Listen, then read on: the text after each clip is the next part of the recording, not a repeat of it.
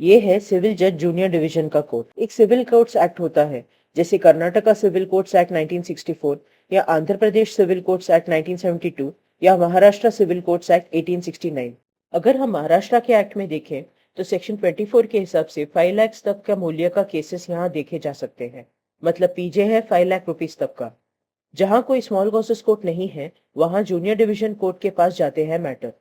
नाम से पता चलता है कि सिविल केसेस देखे जाते हैं यहाँ, और जितने क्षेत्र तक हर कोर्ट का हद है वो भी तय है। सीजेजेडी को ओरिजिनल ज्यूरिसडिक्शन है, मतलब कॉज ऑफ एक्शन उत्पन्न होने के बाद पहले सूट फाइल करने का एंट्री पॉइंट होता है सेक्शन 24 के हिसाब से। कर्नाटका में सेक्शन 13 के हिसाब से राज्य सरकार बता सकता है हाईकोर्ट के साथ मिलके कि टीजे क्या होगा सीजेजेडी का।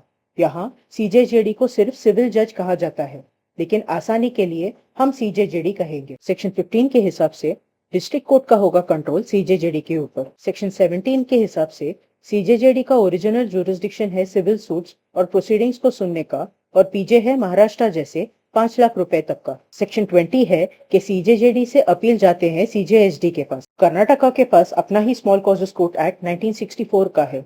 सेक्शन 21 के हिसाब से डिस्ट्रिक्ट कोर्ट के कहने पे सीजेजेडी से उठते अपील स्मॉल सुन सकता है। सेक्शन 24 के हिसाब से कोई भी सीजेजेडी ऐसा केस नहीं सुन सकता जिसमें उसको अपना ही कोई दिलचस्पी या फायदा हो। ऐसे में सीजेजेडी अपने ऊपर के कोर्ट को इस बारे में बताएगा। आंध्र प्रदेश के एक्ट में 2 पार्ट्स हैं, एक हैदराबाद के लिए और दूसरा हैदराबाद के बाहर के लिए। तो हैदराबाद के अंदर सीजेजेडी का पीजे है सेक्शन 5(3) के हिसाब से 1 लाख तक का, और सेक्शन 16(3) के हिसाब से हैदराबाद के बाहर के लिए है 20 लाख तक का। यहाँ स्मॉल कॉजेस देखने के लिए पीजे लिमिट है दोनों जगहों के लिए 4000 रुपीज तक का। ऐसे ही हर राज्य में अलग से देखना पड़ेगा वहाँ का सिविल कोर्ट्स एक्ट। कुछ डिस्ट्रिक्ट्स में नहीं होते सीजेजेडी। अब अगला कोर्ट है सिविल जज सीनियर डिवीजन।